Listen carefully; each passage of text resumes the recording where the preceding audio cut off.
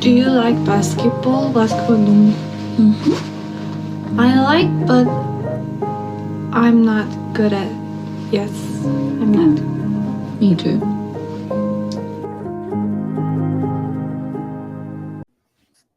Hello, everybody. Welcome back to the State of the League podcast, the only NBA podcast that talks about every NBA team every week.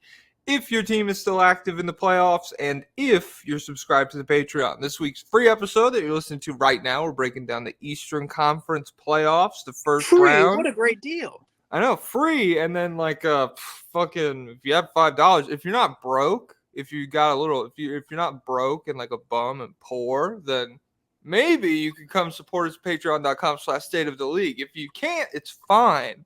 I understand if you are poor, but it would be a real flex. It'd be like doing a money spread in real life. If you just like pull up the email receipt, I pay for stateoftheleague.com, Patreon, $5 a month. I'm rich like that. So I'm If you're Jack. a Watcher fan, don't give your $6 to them. Give $5 to us and spend that one on yourself. Buy yourself something. Get nice. a large fountain drink at a gas station once they do Can summer you price. for $1? You can't at McDonald's. It's At like the gas $1.89. stations, like where I'm from in Nebraska, like Quick Trip. Do you have that where you're at? Maybe, but they're all the same kind of thing. Yeah, like a lot of them would do like 32-ounce fountain drink, 89 cents or something like that 89? Okay. during the summer. During the winter, I think it's probably like $1.20, but still. Even if it is $1.20, get a soda every 2 months on us instead of paying Watcher. On us.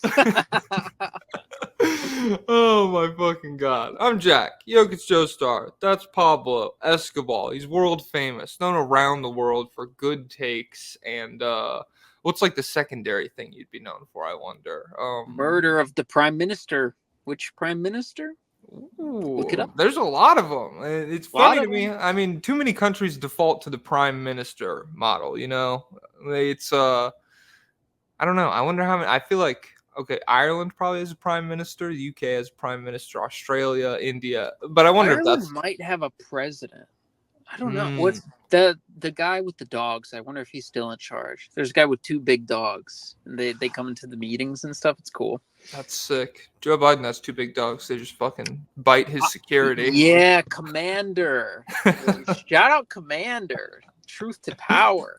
Shout out. I mean, there's no like he bought the dogs or whatever, and he's like, I just got to give these guys the most patriotic fucking names I can possibly imagine. That's so stupid. I think he's been 27 Secret Service agents, and I don't know if it's in a year or just since taking over. I love. Hell yeah, the dog's got dementia. It's got dementia too. Everybody. No, he's in his right mind. He's correct. Oh my He knows god. enough when he sees him. You know what gives me dementia? The Boston Celtics versus the Miami Heat. Oh, I thought you were going to say the Cavs Magic. No, I mean, I watched a little bit of both. I forced myself to watch Heat Celtics a little bit. I didn't write really anything down about it because Cavs Magic, I could talk about it. I could spitball there's stuff there. The big takeaway from like game 1, I'm like, oh, DeLon Wright went 5 of 5 from 3 for the Heat. You see his true shooting? Over 100? 1.214. Holy shit. Wow. I mean, the Celtics are cooked if he can continue that. Oh my god, the Heat just need a couple more contributions from other avenues and they're right back in this thing. Is so what would have to happen for Jimmy Butler's for sure not coming back, right? Yes, I believe so. A couple of days ago, a report came out he's out for the whole series. So that's off the table. So what would have to happen for this to not just be a 4-0 20-point losing sweep every game? Number one thing, Tyler Hero has to play up to expectation. He has to become like the legit bubble boy. Yeah. What did he do in the bubble? I would wager it was like, I'm gonna guess like 28 points per game. I can pull it up real quick. Was it in one series or was it over the entire course of it? Did he get Um, injured at the end of that run too? he might I have. think No, I think he missed the finals. Did he or no? no, Or he did was he come playing back He was for the playing finals? 30 minutes a game pretty much the whole time. Okay. And So what was he up to? he averaged 16 points, 5 rebounds, and 4 assists on 43, 37, 87 shooting splits in the bubble. I can pull up his just It like must have been one series, one specific yeah, series. yeah. Let me get the series up here. He did average in the Eastern Conference Finals 19 points and 5 assists on like 52, 35, 100 shooting splits. So I don't know, especially because that's against the Celtics and everything. I'm sure that has stuck around in a lot of people's minds. But since then, ooh, geez, these series are pretty ugly, to be honest. It's like 15, 9 points per game, 13 points per game, 15 points per game. He really hasn't had like another I wouldn't just like good playoff series, much less like another dominant outing. So, yeah, kind of a tough little run for Tyler Hero there. And I mean, yeah, he would need to play like the best basketball of his career for Miami to even feasibly have the concept of a shot in this series. I think Bam Adebayo would probably need to do that as well, which he did have 24 in that first game. Mm-hmm. It's just not enough. You're gonna like it'd have to be like 28, 30 from Bam. It feels like there's just so much scoring in Boston. You would need so many guys on Miami to overperform, and you would need so many guys on Boston to underperform, because it's not even like if Tatum had a bad series, then it's like, oh, but if Jaylen Brown and Drew Holiday and Derek White and Kristaps Porzingis, and hey, they're getting a bad Sam Hauser series, right? Didn't he was like airballing shots or something? I thought he played all right. Yeah, no, he went 4 of 6 from 3 for 12 Oh, points. oh, And who am I one of the thinking two of? misses might have been an air ball, but that's still pretty good for your fifth best, sixth best scorer. I'm thinking, I don't know what I'm thinking of, but so no one's underperforming for Boston. Yeah, I wish I had gone through and written this down. I'm curious if you took like the best postseason, like the best playoff series from every player on the Heat right now.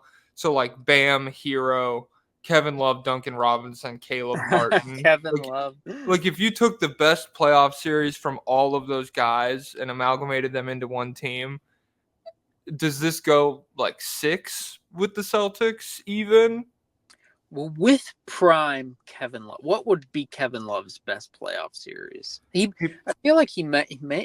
Did he have any crazy ones in Cleveland? He was always solid, but I don't have a memory of him like When they swept obliterating a team. when they swept the Raptors in 2018, I think he was pretty damn good. Um, Prime yeah, Jimmy at his best would be a problem. yeah. Well, I mean, Jimmy's not healthy, so I wasn't counting him. So, like, if you Oh, could get, not even yeah, counting Jimmy. like if you could get, like, I don't know, if Jimmy was here and was like playing at the level he did last season before he sprained his ankle, I think they could take a game and the rest would be like competitive. I think there'd be If like Jimmy was here fully healthy, I would fully believe in the mojo. I'd be like, I don't know, man. He's got the aura. The kids say the aura. He's got it.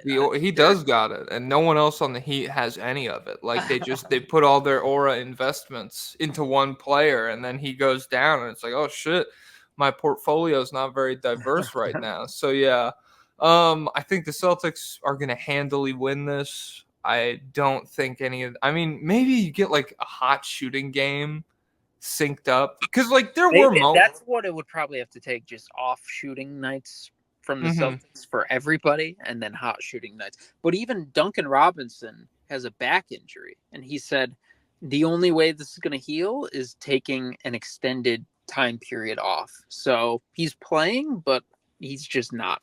He's not 100%, and you would need 150% Duncan Robinson to make a difference here. Yeah, I mean, and like he's what? So you have Bam and Hero, and then Duncan Robinson. Has he been like? I guess maybe Jaime Jaquez, but even like he had the rookie wall. You think Duncan Robinson's been with like their third best on ball creator this season. If Butler's out, Butler's hurt, so you have Bam and Hero in this series, and then Duncan Robinson, like he was pretty instrumental for them being, and they weren't even that good of an offense, but like they needed everything that he provided, because without that, there's just like very little from an on-ball creation, especially from the perimeter standpoint. Yeah, Terry Rozier he's not coming back, right? I don't know. I didn't look that one up. It doesn't feel like it. Just I haven't heard any media members be like, if Rozier comes back, stuff could really pivot. Man, we're missing out on a Rozier revenge series. Fuck. Reverse Scary Terry. That'd be sick. Oh my god. And if Jimmy was here and Rozier was here, I would that's another thing. I'd believe Jimmy's here. It's enabling Terry to have a hot shooting series. We're getting a 64% true shooting series from Terry Rozier. He's going to be great in the clutch. It's going to rock. But yeah, none of that shit. It's just what are we doing here? I saw a clip. Was it yesterday? I think when the game's on NBA TV, when they go to commercial break, on the NBA app, they just show highlights and stuff. And I saw the highlight of Terry Rozier crossing over Eric Bledsoe, and I was like, "Oh yeah, that was a thing. That was a little beef there." Do you remember the Rozier versus Bledsoe? Yeah, because they asked him they mentioned Terry Rozier, and Eric Bledsoe said who in the before the series or whatever, and then Rozier just completely outplayed him over the course of it. I don't remember the quote beef, but I do remember Rozier when he his last couple seasons in Boston. I remember he was sick as fuck, and I remember Bledsoe every time Milwaukee was in an important postseason moment, he was horrifically bad. So that doesn't really surprise me that much. Great regular season defender, though. Great. Literally, I remember when they made the Drew Holiday trade, Milwaukee did. A lot of people were just like, oh, well, what's the real difference? What's the real difference? I'm like, I don't know. I guess he's better offensively, but not that much. You just need they just needed an Eric Bledsoe that did not become 60% worse in the regular season, and then they immediately won the title. Yeah, this series sucks. Yeah, fuck this series. I guess I'll give him a timestamp. I guess we could. We could, but holy shit, dude! This is really nasty stuff from an entertainment standpoint, and that's all I care about. I don't know, if I was a Celtics fan, I guess I'll tune in, but goddamn, let's just sim this shit already. All right, timestamp was 12 minutes in, baby. Let's get. You want to go Cavs Magic next? Yeah, we could do it. Okay. There is more stuff to talk about here. This is a more compelling series, but this is a disgusting series. Yes. You don't even get any of the fun ball movement, synchronicity. The Celtics, for as boring as the series is, for as one-sided as that series is, there is still the Celtics play beautiful basketball a lot of the time. And so, especially against a bad team, they can just light them the fuck up. Sam Hauser can go 4 or 6 or whatever. It's a vibrant color matchup too. The Miami red juxtaposed to that Boston hardwood, the green and white. Yeah, it's jolly. It's visually Christmas-y. pleasing. There you go. Cavs Orlando's like you're in a basement. Why? Because it's what blue. There's I don't know, a weird spilled wine stain. That's the Cavs. And then honestly, if your series is on NBA TV, I don't know. I've been Pavloved or something. It just feels gross to me. The Bucks Pacers feels the same way. It just feels depressing. Feels like it's cold outside. I don't like it. It feels like it's cold outside. It's not spring when the Pacers are on TV, man. It's just all the budding trees die off and a brisk breeze blows through town. The Cavs, they lead 2-0 as the series heads to Orlando. It's a little difficult to feel hopeful from the Magic point of view. The Cavs seem like they were made in a lab to be able to stop anything that could remotely lead Orlando to success on the offensive end of the floor. And then the physicality aspect of it, that was your That was your in. It was like, well, the Knicks beat him up last year, and we're tough. He's Jalen Suggs. He's been barking for 40 minutes. Like, he's scary. He's tough. We have all these tough guys, and Cleveland is just completely unfazed by that for a number. I mean, I think the additions of Strus. I like Strus, and I think he gives them a lot of postseason experience. And then also just like the general step forward that you take in a year from Allen and Mobley and Garland and everybody. And Donovan Mitchell has looked really good. So, yeah, from an Orlando perspective, it's pretty nasty. Jared Allen and Mobley have more rebounds than Paolo, Franz, Mo Wagner, Jonathan Isaac, and Jalen Suggs combined. And the Cavs turned it over 17 times in game one, and Orlando only got 18 points off those possessions. So that's stuff where it's like, you're so good. You're a great defensive team. You're generating all these turnovers. Like, you're probably not going to get a better turnover game from Cleveland, and you don't even really capitalize on them. It's just nasty shit. The Magic, they have an offensive rating of 88.5 through these two games. I have some other teams here since they started tracking the stat. That would be the second worst mark for a playoff run since 1997. Oh God, pre 9/11. Pre-Friends was still on the air. There was a whole bunch. It was a different time. There's only four other teams that have an offensive rating below 90, and there's only one since 2010. So 2000 Detroit Pistons, they had an 87.2. The 2001 Miami Heat, they had an 84.8. The 2016. Who was on the 2001 Miami Heat? Is this Tim Hardaway? Alonzo probably Morning still. You figure. Let me look it up real quick. When did they start? They started in the 90s, right? Yeah. They were with the Magic as an expansion team. Or wait, they might have been with the Timberwolves. It feels weird to have two expansion teams in Florida at the same time. Yeah, I wonder what the thinking was. Okay, we got Anthony Mason, Eddie Jones. Okay. Oh, that might have been when he was a first-time All-Star at like 34 years old. Yeah, it's looking that way. He averaged 16 points and 10 rebounds and 3 assists on 48% from the field. Oh my God, this guy, he's an efficiency mastermind. There we go. Is he dead? Yeah, he had a heart attack, I think. Fuck, rest in peace to Anthony Mason, man. 34-year-old All-Star. That's great longevity. No, it was his first time. So. Well, that's shit longevity. You only did it once? Are you serious? Yeah, Alonzo Mourning, it looks like he was hurt for this whole series. Or he played the series. This was still when it was best of 3, so it was only a 3-game run. And then he only played 13 games in the regular season. So yeah, it was that Heat team, 2000 Detroit. Is Tim Hardaway there or no? Yeah, he is. Okay. But he's 34 as well, so it's not like it's small guard, 34 years old. It's 39% from the field, Tim Hardaway. It's not exactly like peak performance. What if they were all threes though? Were they? No. He was taking 7 threes a game at 37%. So I mean, I'm sure his true shooting percentage is all right, but yeah, probably not with that. 51%, baby. Yeah. So then it was also the 2016 Grizzlies. They had an 89.3 offensive rating. That's just a horrific offensive team.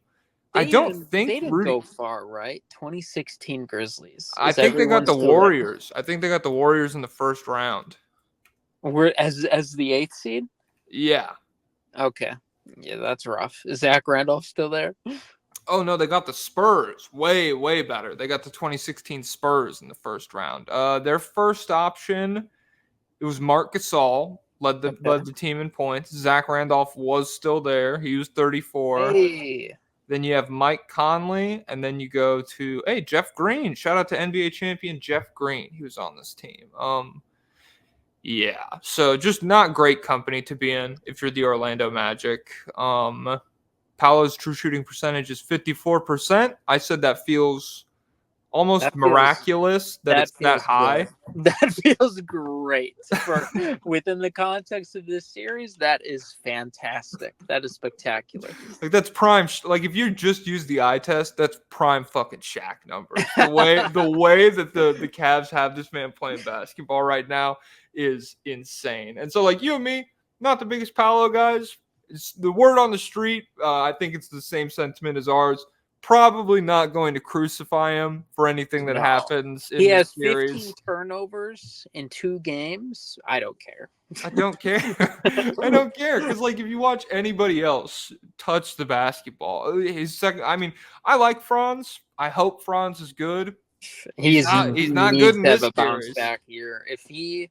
This is the kind of year where you go from the last year. People were like, "This is a franchise guy," and so now this is a free fall of a year. Mm-hmm. Yeah. Capped off. I think he's 8 of 22 from 2-point range right now. I wrote down everybody's 2-point numbers because obviously the 3-pointers are shit as well.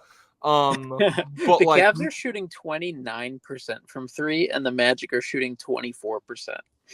it feels worse when you watch it. Like this when someone makes a 3, It feels like -10. like my head perks up when I hear for 3. I'm like, whoa, that's pretty rare. Oh my god. Yeah. So the Magic, it's just it's tough. It doesn't feel. I wrote down. It doesn't feel like a variance issue or that there's like lineup tweaks that we're looking for from Orlando. It feels like they're just outgunned. And they do have a big free agent spot. So I think they'll probably address some of the shooting with that They this need Zach offseason. LaVine. That's what they need. They need Zach LaVine. Okay. Elite 3-point shooter, Zach LaVine. Is he great off the catch and shoot? Yeah. He's whatever you need him to be, baby. I wrote down also free agents. Buddy Hield and Gary Trent Jr. are free agents. I know Klay Thompson's been the big name, but I wouldn't mind because like Klay Thompson, it might be a lot of money. If he's not going to take that much money, he'd probably stay in Golden State if you figure. Yeah. And so I mean, if you want to pay a little less, Buddy Hield and Gary Trent, those guys are both cheaper. And I mean, Gary Trent, I think he could still be a good defender at this point in his career compared to Hield sucks and Klay is washed. So did Gary Trent shoot well this year? I think he might have had a down year. I think my mind always defaults to when he like broke out in Portland and he had like a crazy run of games where he was like 45% on volume. This year, 39% on 6.4 attempts. Oh, so, I mean, okay. for what the Magic are working with, that is prime Steph Curry. We don't care. Yeah. That Norm Powell, Gary Trent trade shook the world. It was like both teams are like, why are you doing this? Both teams are like, I'm totally ripping this guy off. And then like years later, it's like, oh, no one benefited from that. We're all in the same spot. But yeah, this is a rough series. Evan Mobley shot 2 of 4 from 3 in the first game. Did you see the first game when they had no commentary? I did when it like started and it was just dead silent at the beginning. Kind of fun. It was cool. It was really cool. I was like, man, they're really letting it breathe. But then I was like, okay, there's a mistake here. I know exactly how you're feeling. Where it's like, what? Hello, guys. Like, can you hear me right now? Yeah. There's a number of. It is 2 women commentators. They must be putting them in their place on national TV. Little hazing ritual by Norby Williamson on the way out. Oh my god. Yeah. I wish I'd wrote down a list of commentators you'd rather be silent for. Oh man. Reggie Miller. People like hate Reggie Miller. Like they want him to die when they listen to him. I just don't like him. Like he's kind of annoying to me. I also don't like Doris Burke very much. And beyond that, I don't know that many by name where it's like just like oh shit, Bob Myers, the Warriors GM. He's tough to listen to, dude. Yeah, I really very rarely listen to the commentary. Like I'll be listening to music or something else. But Yeah, who was it? Was Jamal Crawford was with Reggie Miller, and what series were they doing? Do you remember what game they commentated? They No. they were talking about somebody, and Jamal Crawford is like, you know what? He's only 1 for 3 from three, so maybe you start going under screens and forcing him to shoot, because make him punish you that way. The very next possession down, they do that, and then the guy hits a wide open three, and Reggie Miller goes, "What are they doing? They're giving him all day out there to shoot." I'm like, are you guys not with each other? Are you guys in separate parts of the stadium? And then that guy, what player was it? That player ended up like exploding and like making a few more threes. I don't know. I was reminded the Reggie Miller thing. How you talked a few episodes back about how NBA players like players that play like them. So Yeah. like Brandon Ingram and KD or whatever. In the closing minutes of the Nuggets big game, it killed me because Reggie Miller, they had like fought all the way back from that huge deficit and everything. And it was like, you really need to have efficient possessions every trip down. And it's like the lead's been cut to 5 or something. And Reggie Miller just goes, a 3 in transition would be huge for them right now. And it just sounded like he's like, if I was there, I would have pulled up. That's probably what I would do. I don't know what they're going to do, but I'd shoot a 3. It must have been Jamal Murray they were talking about as far as leaving him open for a pull-up 3. Yeah, that might have been it. Okay, so back to Cavs Magic. Fuck. What an exciting series. Oh my god. Sam Merrill only got 4 minutes in game 1 and a DNP in game 2. He remains. How are they winning? I mean, that's probably the most impressive thing about the series, that they're winning without him. Are you serious? This should be a bigger story. Hey, maybe listen, I'm not Mr. 4D chess genius over here. Maybe if you're shooting 29% from 3, maybe you play the guy. Maybe you played the literal reincarnation of JJ Redick off your bench. Because you're worried about the Magic scoring on him? Who's gonna score on it? Who's gonna score? Cole Anthony? He hasn't hit a shot. Get him out of here. Oh my god. Yeah. Charlotte head coach JJ Redick, soon to be. He better not do that to me. Yeah. Well, I saw a funny tweet that was just like, do you really think LaMelo's going to give a fuck what JJ Redick has to say? And that killed me a little bit. That was funny. He is apparently incredibly coachable. Like, everyone loves him. Yeah, it's probably I don't know, maybe it boils down to racism, because he has like girls and tattoos and stuff, and so people assume like, oh, he has to be like an insane person on the basketball court. I think it's his dad, because he was like a reality show kid, and yeah. And all the viral clips of him are like him being 15 years old doing something stupid. I mean, if he was like a well-adjusted person, which you don't have to be coachable, but if he is a well-adjusted person, that would blow me the fuck away, given his all childhood. Things considered, he's doing well. Like, the only bad thing we know about is the red lights, but outside of that, he's kind of funny. Okay. I mean, to be honest, until it kills someone, hilarious. He's skirting on the ops. Oh my god. So Donovan Mitchell, first game in the playoffs with 30 points on 60% true shooting since Game 3 versus Dallas in 2022. So it's good for him. It's good for him to get back on track. Followed up. He's not 100%. He is looking not quite all there athletically. There's some moments where he doesn't have the burst. Which is crazy, because his burst still looks like, compared to every other player in this game, like he's so much faster than everyone else. But yeah, he's not 100%. And he's like falling over a lot. I'm like, man, get a grip. His shooting is crazy. Like, the way he hops into his pull-up 3. It's like a long jump. It's crazy. That's interesting. If I was smarter, it's sports science. If sports science was still airing, John Brinkus, where is he? I'd write him. I'd be like, hey, Have Donovan Mitchell long jump into a jump shot, please, for science. This is the size of a Hilton hallway. I remember they once did that with Devin Hester returning a kick. They're like, this is the equivalent of him running through a hallway. They had Isaiah Thomas dribble, like do limbo with dribbling, and he could go solo. It was crazy. That makes sense. They had Kevin Love box out a sumo wrestler. I remember that one. Yeah. You know what? Speaking of Kevin Love, would he have lost the weight if he started today? Would he have to lose the weight still? I don't know. I feel like he'd probably be, because teams are bigger now. I guess. How many rotation guys are big like that though? Because teams are taller, and there are big men who like Jokic, bulky, Sabonis, bulky, but not like I don't know. He was fat. That's what I'm saying. It's like Sabonis is not fat, and Jokic used to be fat, and it was really hard for him. He would have to play himself into not being fat until he started being successful.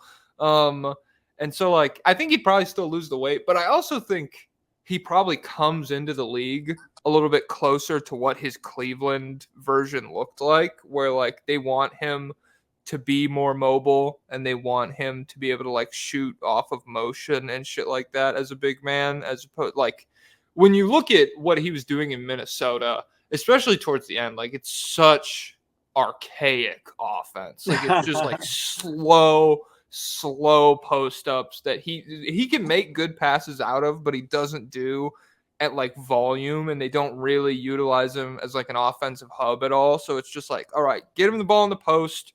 We're going to let 15 seconds go off the shot clock. He's getting a fadeaway jumper or something. And so, yeah, I just don't think I think his play style is a lot different if he comes into the league today. I think he might have played in the worst era for him possible. Because I feel like if he was earlier, he could have just stayed huge and he would have been game breaking as a shooter and passer and everything. But he had to come in during the small ball revolution where they're like, hey, you got to get out there and switch onto small guy. You got to lose 1 billion pounds to get out there on the Warriors. And it doesn't help that he had to go to Cleveland and be just kind of a shooter. But yeah, if he was around today, I feel like he's still around, but if he was around today, he was guarding Joel Embiid 20 minutes ago. If he was younger today, I feel like he would keep more mass and he would be better because he was a good passer and a good shooter and a rebounder and he could post up. I think if he was full on slotted at the 4, yeah, without the fact, even him right now, and even him in Cleveland days, just because he shed the weight, he was still really strong for a power forward. So I think if you're keeping mass, he's probably going to be able to utilize a lot of the bully ball stuff that he found success with. It's just I don't know. It's weird because there's not that many players that are great at post ups, great at threes, but they can't dribble the ball from the wing into the post as much, if that makes sense. I wonder if he could. I don't know. I don't know how much freedom he's used it more. I wonder how much freedom he's ever been given as a ball handler. It's so rare to have the shooter rebounder big man. How many shooter rebounder big men are there? Jokic and then Embiid, and then yes, they're not even the shooters like that. Yeah, and then beyond that, is Miles Turner a good rebounder? No, not really. It feels like he's 7 or 8 rebounds per game, which that's fine, but for a 7-footer, that's not really what you're looking for. Historically, I wonder what Dirk peaked at in terms of rebounds. I feel like he was double digits in an era where that kind of it was a bit more significant. So Dirk, he never averaged 10. Okay, he peaked at 9.9. There's a 5-year stretch where he's averaging 9 rebounds a game. So that's a lot in 2003. But I don't know. There's really not a huge precedent for shooter rebounder guys. Beyond that, yeah, it's hard to think of. Yeah. Listen, Cleveland fans, they love Kevin Love, so they're okay with this. This is a good year for Cleveland fans. They have Kyrie in Dallas. They have Kevin Love in Miami, I guess.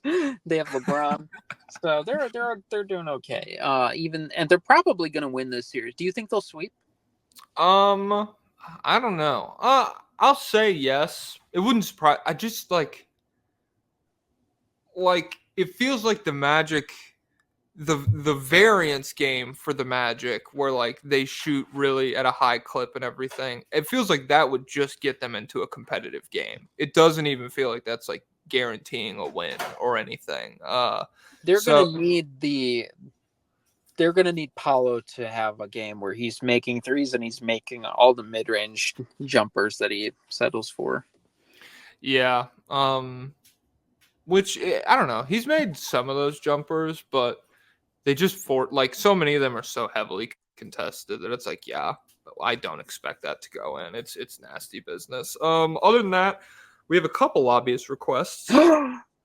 Ray, I'm shouting everybody out now. Shout out to my lobbyists. Yeah. All right. Ray Selenitis. Will the Magic or Cavs ever get to 100 points during the series? Also, is this the grossest, nastiest playoff basketball since 2004? What do you think about those? Jared Allen said the series is first one to 85. So they're not necessarily focused on 100, but I think it's possible. If I'm gonna say, yeah, I think Cleveland will hit 100 at least once. We'll see it. We'll see about anyone else. Is this the grossest playoff series? You know what is? I remember the Raptors run in 2019. What were the Yeah. scores of that Philadelphia series? There were stars in that series, but that was horrific in my memory. Let's look it up. Let's pull it up real quick. Because Because I remember it being okay. So it was 108 to 95, 94 to 89. Let me look up the averages. Toronto averaged 102 points per game. Philadelphia averaged 98.9. Neither team was like super efficient. It was like a 29 to 32% 3-point shooting series. But yeah, I don't know. Compared to this, like this is even when you look back through the years, every other like horrific playoff series, it makes sense given like the play style at the time. Like you have to go pretty far back to find something like this because it's before teams were really capitalizing on the 3-pointer the way we know to now. So like this is just such a unique set of circumstances where a team, I mean, the Cavs theoretically should be able to do that. They just haven't. they should. The Magic, The guys they are playing aren't like Niang. I think is not shooting that well. Is Dean Wade? Dean Wade is out, right? yeah, he's hurt. He's hurt. And then they're So not playing that's my even more boy. surprising that Merrill, in the wake of Dean Wade, hasn't like seen a little uptick in minutes because you would think that 3-point shooting would matter a little bit. And then Strus, obviously, good. I like him for the Cavs. I think he's been overall like a clear plus positive addition, but has not been what I thought he was going to be as a 3-point shooter. He really isn't outside of like the playoff runs, and I don't even know how he's one of those guys in everyone's mind. He's a shooter, but I don't know how often it's backed up. Has he shot well in the regular season the past 2 years? He's 30. He's 30. Okay, he's up to 35% this year, which for a lot of this season he was at like probably 32%. It seems like so. That's probably overall better. But yeah, he's 35% the last 2 years. And then in 2022, he was 41% on just under 7 attempts. So that was epic. Yeah, that's sick. That's dope. Doesn't have that many. He only has one playoff series where he shoots above 35% though. It's the Bucks 2023 first round. That's it. And then other than that, he's like 35, 34. He's even got some stinkers. Like in the finals, he was 18%. Yeah, he's weird. I wonder if Sam Merrill, maybe they're concerned about him being shut down by the defense. Like Who I don't know who would they stick on him? Gary Harris. Gary Harris is probably a pretty good chaser off the ball. He is a good defender. But I mean, like, what's the drawback? Your offense is still bad? Yeah, it's a pretty weird decision to me. And then we also Feels like they could turn this into a different series, but they're like, we're winning it like it is, so we'll just play their game. yeah, and it also doesn't feel like it's like that taxing of a series for Cleveland like this. It feels like they're totally comfortable playing this style where like Orlando, if they're gonna win a game that's this kind of game, they're gonna have to be the team that works incredibly hard, like gets a ton of rebounds and is like defending as hard as they possibly can, generating turnovers, running on those, all this shit. If stuff just like regresses to the averages for both these teams in these kind of games, it feels like Cleveland is the clear winner every time. Stephen G said the Cavs are Boston's biggest challenge in the East. I did have a bullet point. Do you think they can give Boston like a troubling series, I guess? I think probably not, because Boston is better defensively than both these guys, right? Yes. And they do not have these struggles on the offensive end. Well, So I guess I think Boston's third. I think Orlando finished second on the year in like defensive rating. But really, like in this specific matchup, Boston's probably more well equipped. Like they're between Derek White and Drew Holiday, probably better equipped to guard Donovan Mitchell. They probably have a better chance on the boards with Porzingis and Horford and Tatum. Tatum's an underrated rebounder, as opposed to like everybody who Jared Allen is up against on the Magic. It feels like he's got 6 inches and 20 pounds. So yeah, I don't think. I think they could get a game off Boston maybe, but if that's like a troubling series, that's a testament to how talented Boston is. it would be crazy to me if they went from this series to somehow matching the offense that Boston could put out. If you go from 90-point wins to 125-point wins or something, that would be insane. Maybe the pace would benefit them, but still, I really, if you asked me this in February or whatever, I would have been like, yeah. But right now, I don't feel it. And I don't know if they have the best defensive personnel for Boston, because do you love Evan Mobley on Brown or Tatum? I don't know. I think it'd be a good test. I mean, guarding Tatum, it'd be like a good trial by fire. But I don't. Okoro's a little tinier, but he would do a fine job. But Yeah. No, they don't really have the wing depth to guard Tatum, especially if anybody gets into like serious foul trouble. Strus is okay.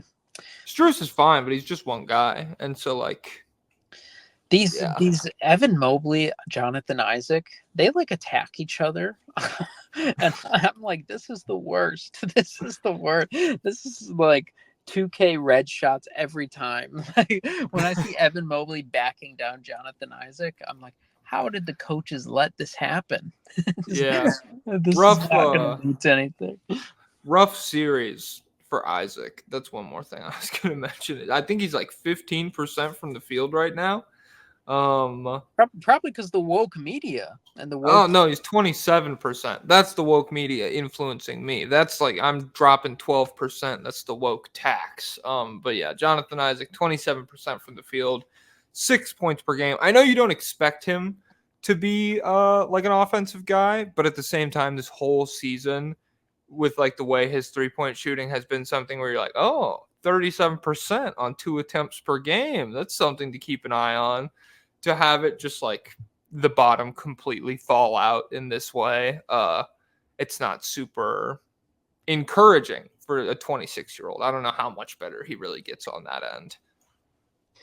Yeah, I think it's the Liberals' fault. I think they're responsible. They're corrupting this series so that he plays bad. But yeah, Darius Garland really not.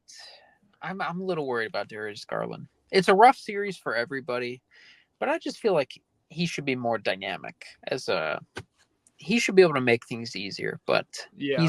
it looks a little rough for him out there.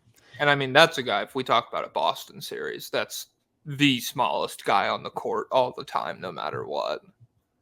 Yeah, I wonder if we have to recalibrate, because I wonder what his future looks like. I mean, because yeah, if he's 19-9, real like elite 3-point shooter on volume, that kind of guy, then that could justify him being out there versus the Celtics. But if he's just like, oh sweet, we got this guy switched on to Derek White again, then yeah, that's probably not an ideal matchup for Cleveland. So I don't know. I think they have pieces here. They have tools. A bad team would not stomp Orlando this way, because Orlando is a great defense. But they just don't have any offensive production. And so I think the Cavs are close-ish. Retooling would help them. I just think it's going to be tough decisions to make, because the two paths are pretty clearly like the guys you've grown in-house versus maybe the guys who grant you a higher ceiling. It feels like that's what we've been trending towards all year.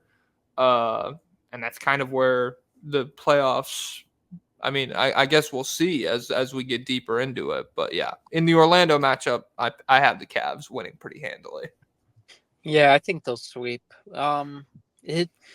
Like a year ago, maybe if we would have been like, well, if Donovan Mitchell leaves, you still have Garland and Mobley and Allen. That's like a fantastic starting point. But at this point, I do not feel that way. So I think they're all still good, but yeah, they need to be more dynamic. Just get the series out of our face. They need to get out of my face. I'll tell you that much. You want to go Sixers, Knicks, or Pacers, Bucks?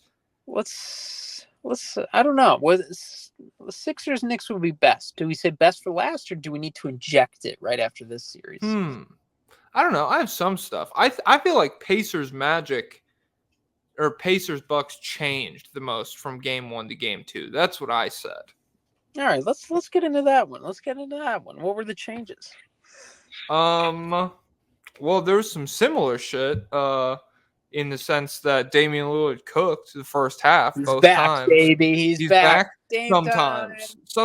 First half, that's so funny. He's like a closer. He's this generation's clutch guy, and then but he's a first half guy now, so that's just strange. Yeah, he's averaging 30.5 points per game in the first half on 82% true shooting.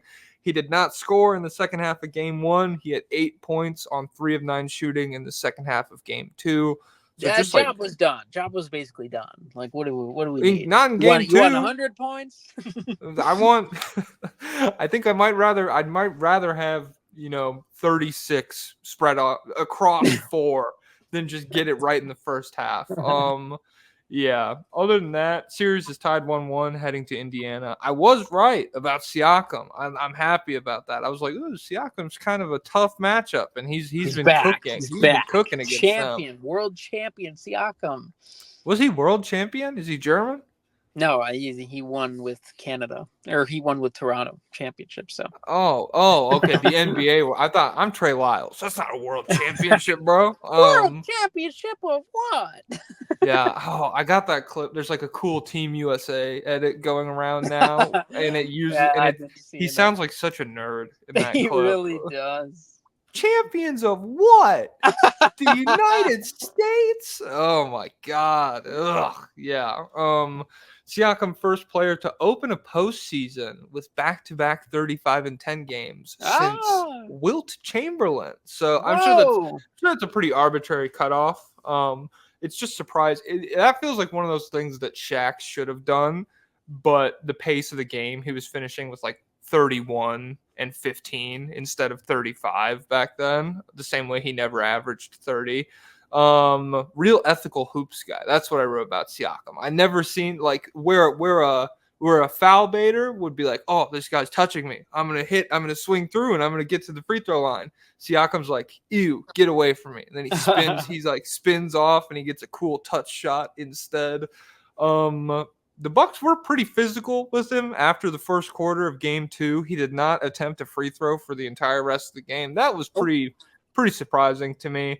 And then I said I thought he has showcased really good synergy with Halliburton without necessarily needing to be in like a 2-man game with him. Mhm. I think he's always ready for whoever Halliburton draws attention from. That guy's extra pass, he's ready to catch, attack closeouts, catch and shoot. And then he's also really good at getting up the floor and getting a mismatch on him. And Halliburton's always looking for that in transition. Like there was a couple where he gets like Dame posted up, or even Pat Connaughton is way too small for him. So yeah, I think he's been really good. He's averaging like 37, leading the postseason in field goal percentage at 64.6%. What do you thought about the series?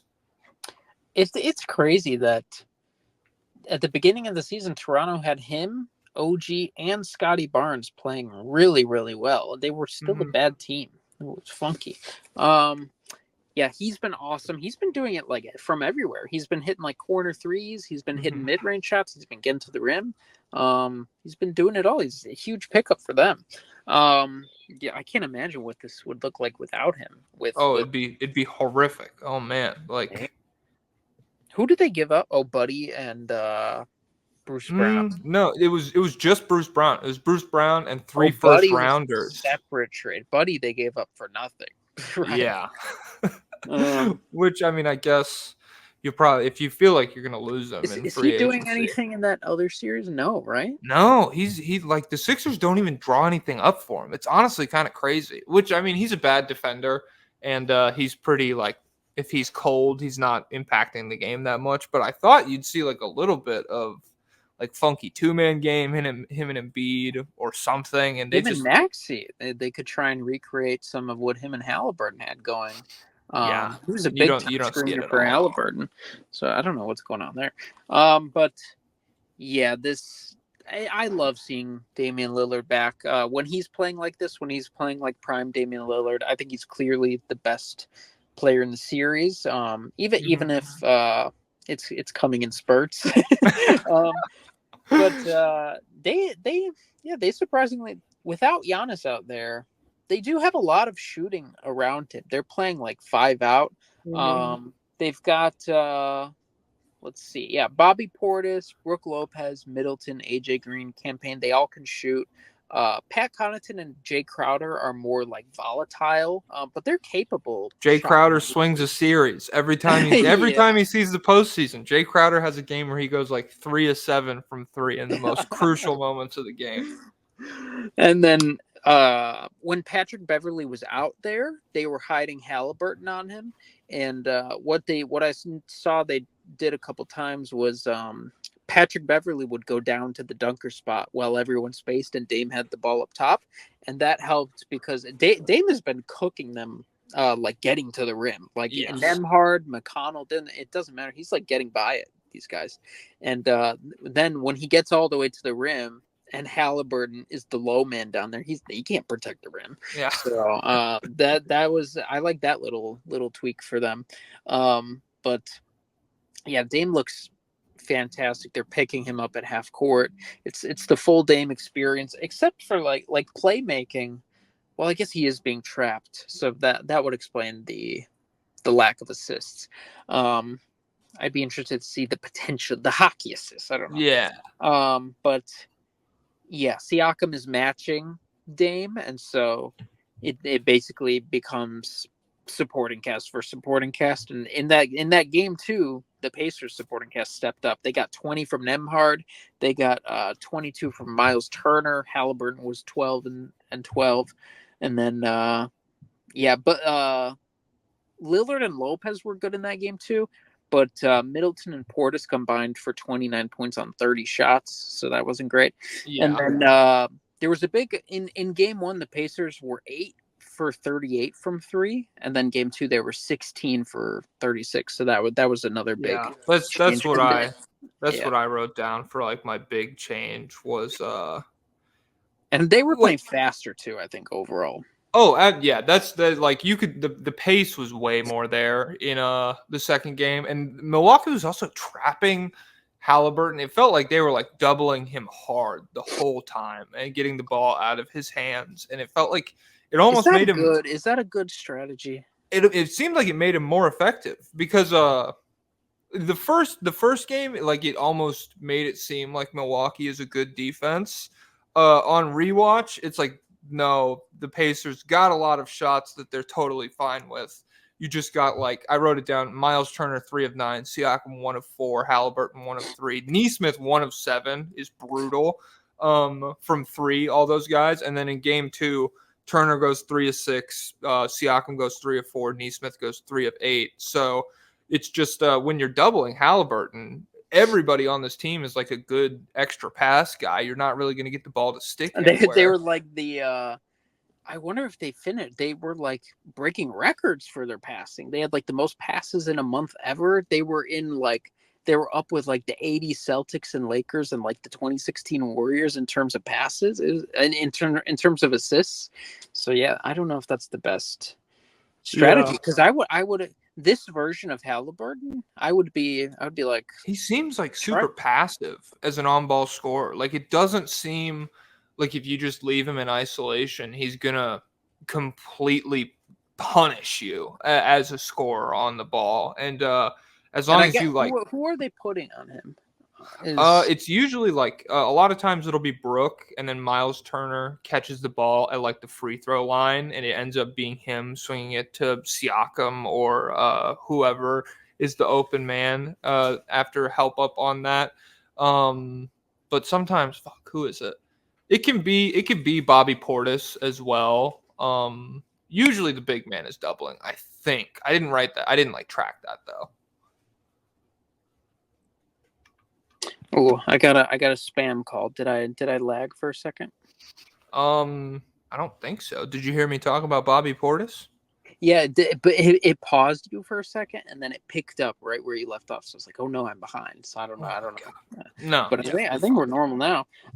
But yeah, this will be a good series. I don't know who. Not at this point. I'm not sure who will win. Do you have a confident feeling either way? Giannis. It said I saw a report that he's not even running yet. So yeah, I don't anticipate him being back. Dude, if Giannis doesn't come back, and if Dame is like just a first half guy, then I think Indiana's gonna win. But at the same time, like if you can get Dame into that mode in the second half, I think he's clearly the best closer in this series. Like we've seen him just hit so many tough shots in the biggest moments of games. He has so much experience in that stage. So I think I'll probably go Indiana still, but if Dame like pulls it out, I'm not going to be that surprised. Yeah, I would probably still lean Indiana, but I love Dame, and so it's how does this compare to his latest Portland team? Like, it's better. He doesn't have a scoring partner like CJ or anything like that. Mm-hmm. And then did he make the playoffs without CJ at all? I think he made the playoffs winning like 33 games or something. let me see. What would that be? 2023? It's crazy how long CJ's been in New Orleans already. Yeah. But yeah, looking around at this team, like Middleton has been more of a spot up guy, I feel like, with playing alongside him, but still it looks like it's a good on paper matchup. Or good on paper team to surround Dame with if you have prime Dame. Yeah. Okay, so Dame hasn't even seen the postseason since 2021. Damn, I didn't realize it's been that long. It was the first round loss to the Nuggets where he had 55 in that one game. And I mean, he was insane in that series. He averaged 34 and 10 assists on 66% true shooting. He was 45% from 3 on like over 10 attempts per game. He was fucking killing them. So yeah, that was a scary. As a Nuggets fan, I didn't think we were going to lose the series. It was not fun to watch though. It was very nerve-wracking. Yeah, he's been playing meaningless basketball for a little while now. I know, and that sucks because it was like the best basket. It was so good that like it was a unanimous opinion. People are like, Dame kind of deserves to be in MVP talks, even though his team's won 20 games. Like he's averaging 37 and he's not missing, and he's just force feeding them every game they're even in. But like I don't think he wasn't a finalist. He was probably like 7th or some shit. But he was really good those last couple years. We have a couple lobbyist requests.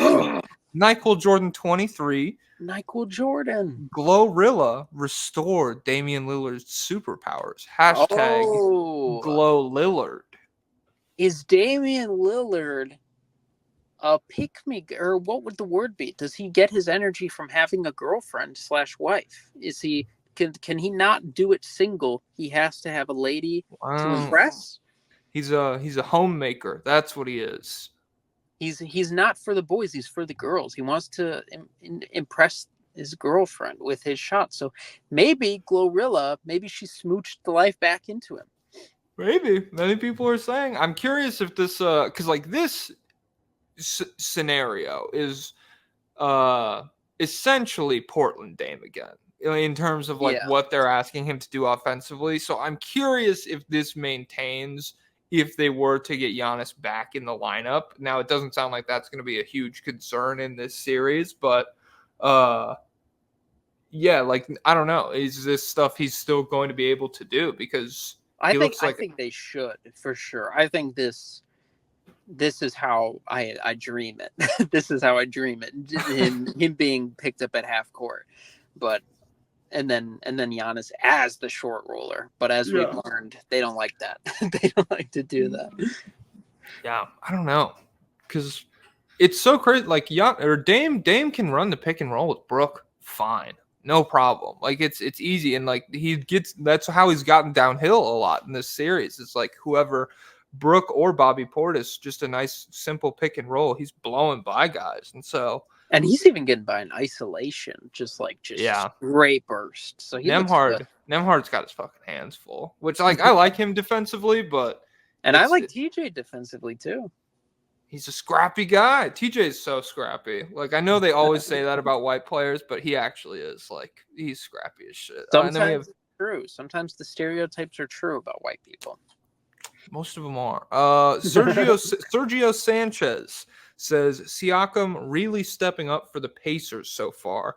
What other players could flourish in a new environment? This is the first time I'm reading these. I just copied and pasted them, so I don't have any players off the top of my head.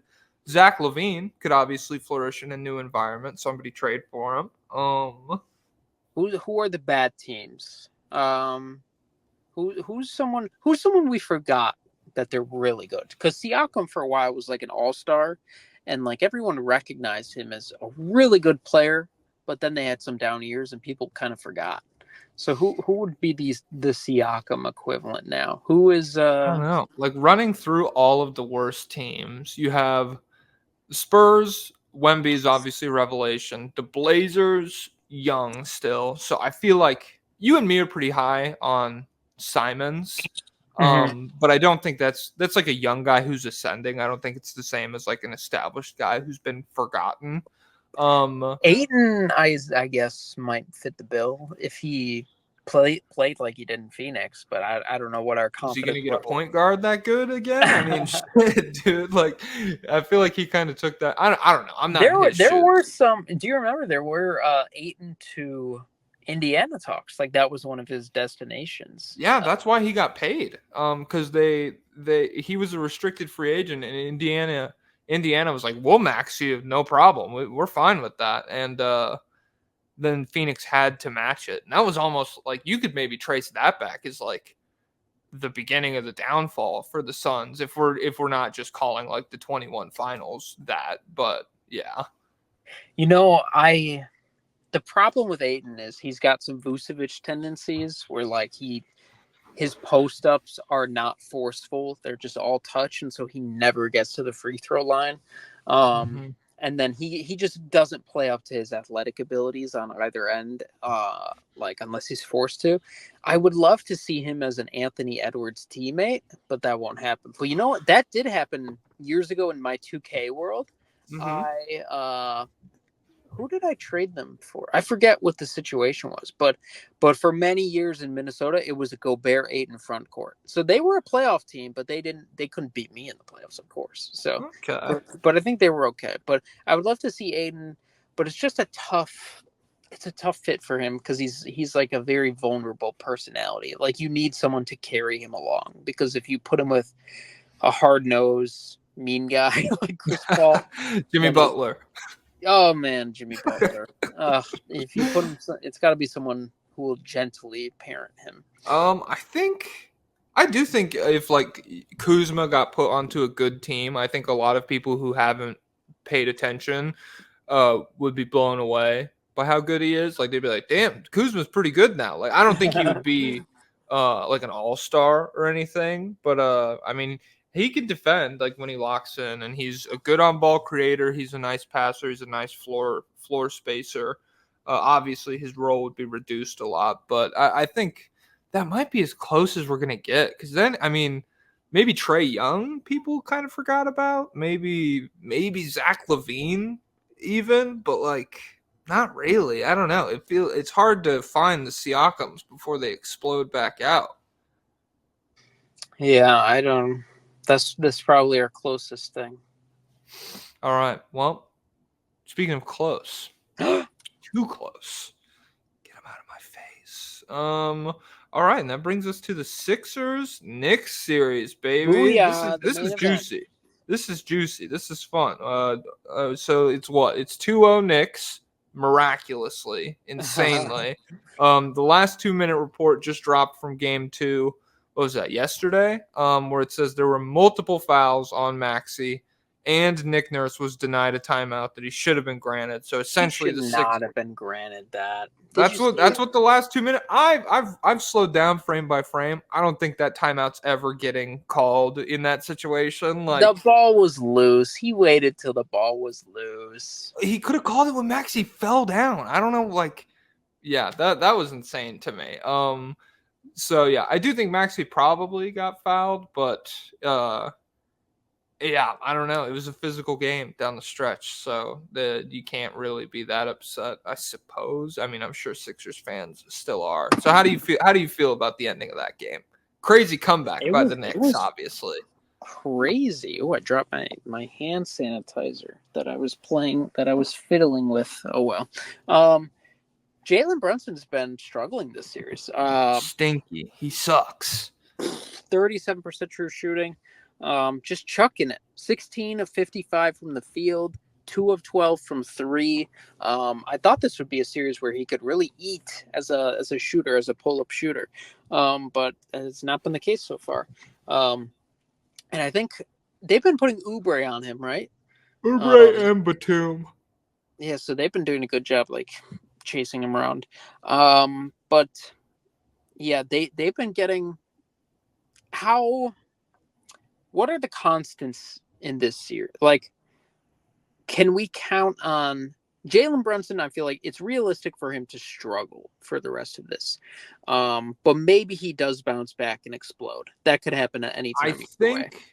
I think it's reasonable to expect like if he struggles, that's fine. I think he has missed a lot of shots that we've seen him make in the regular season in terms of like pull-up mid-ranges. They hit the rim, they hit the inside of the rim, whatever, and they just fall off. And they're hard. They're tough shots, but he is a pretty capable tough shot maker. So I think it's like that's one thing you could expect to change. I think regardless, the Sixers defense is still going to be pretty staunch whenever Embiid's on the floor. He's just so good at protecting the rim, and they've surrounded him. Like Lowry has really surprised me as a defender. Oubre and Batum that we already touched on. They've just got like a lot of capable, smart Maxey's guys. been doing well too on defense. Yeah, especially for how much energy. Like we talked about it when he played 52 minutes against the Spurs, how he's still just like everybody's gassed and Maxey is still like moving at the speed of light, sprinting around the floor. That's how it's felt in both of these fourth quarters, especially the last one. He had 15 in the fourth, including 5 straight to make it like it was 101-96 before the Knicks went on the run that won him the game. That was pretty much all Tyrese Maxey getting him to that point. And it was a lot of just like blowing by guys in isolation. Like, he's so much faster than anybody New York really has to throw at him. And with Embiid there, if Embiid can get Hartenstein or Robinson or whoever's protecting the rim just like a little out of sorts, Maxey is such a good finisher that it's cooked. Yeah, through 2 games, he's 34, 6 and 7 on 66% true shooting. It's really just him and Embiid out there carrying that offense. Embiid's numbers, I think, look worse because of his 3-point shooting. He's just chucking them up and they're not going in. He's 2 for 9 from 3, and then 2 for 8 from 3. If you take he's just settling, which I understand. Like, he's not going to fully be. He's definitely not 100%. Dude, he looks fucking insane moving around. Like, and respect, I think a lot of people's opinions have pivoted on him this postseason because he has been so impactful while playing through this caliber of injury. Like, it's hard to watch sometimes where he just like, there's that clip going around of him, a transition play. He's in perfect position to go for the block on. We've seen him make that play plenty of times.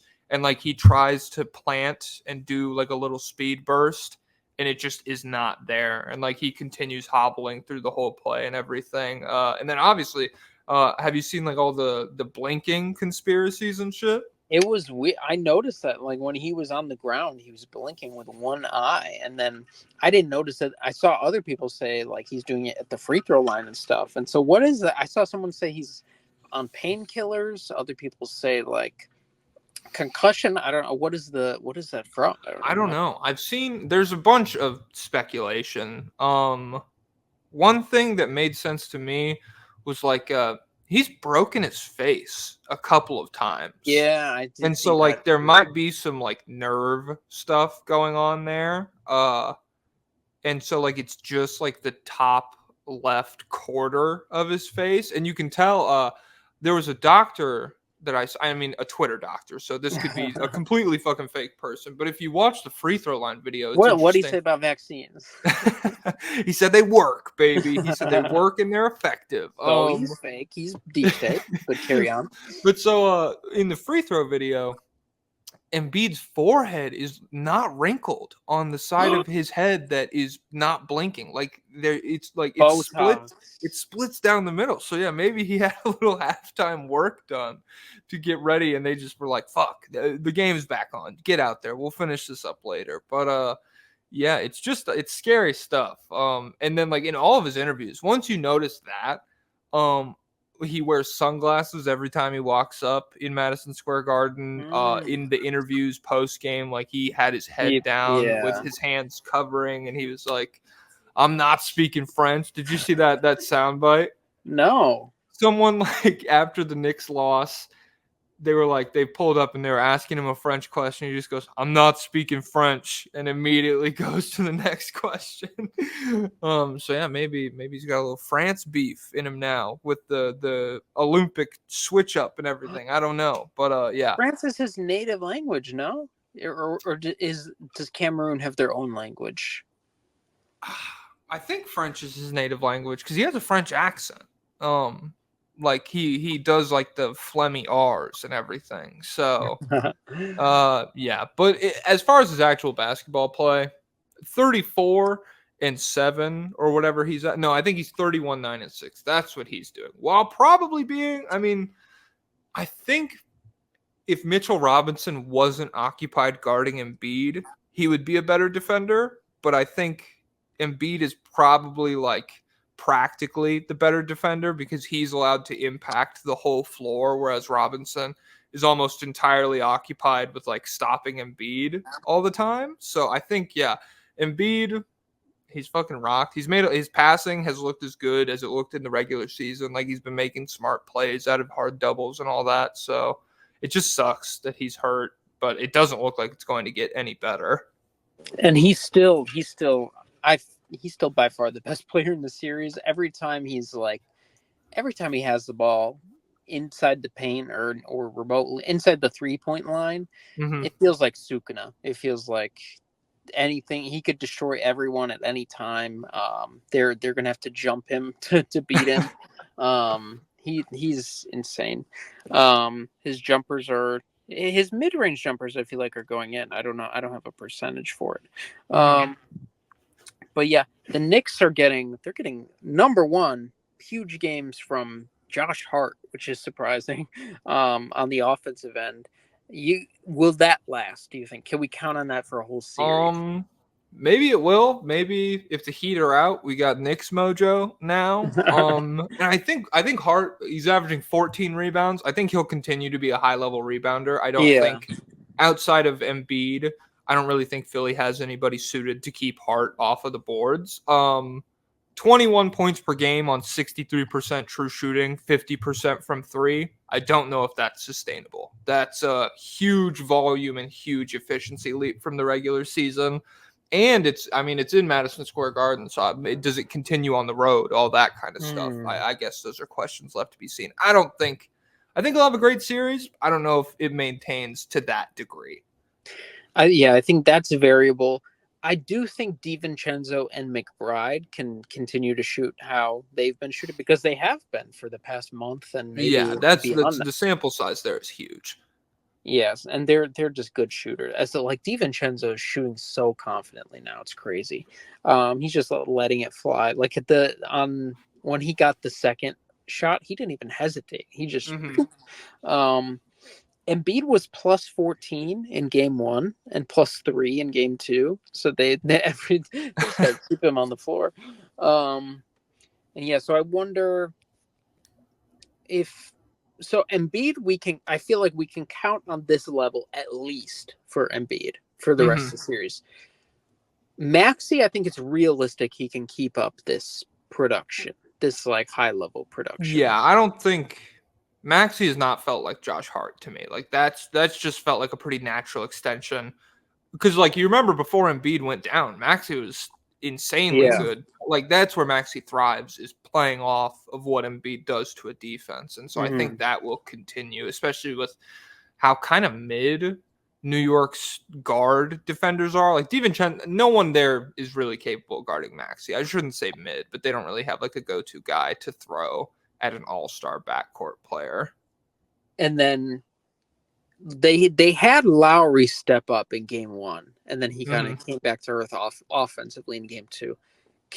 Is anything going to change? Like Tobias Harris has not contributed much, but that's been the story of the season. So I don't know if we can.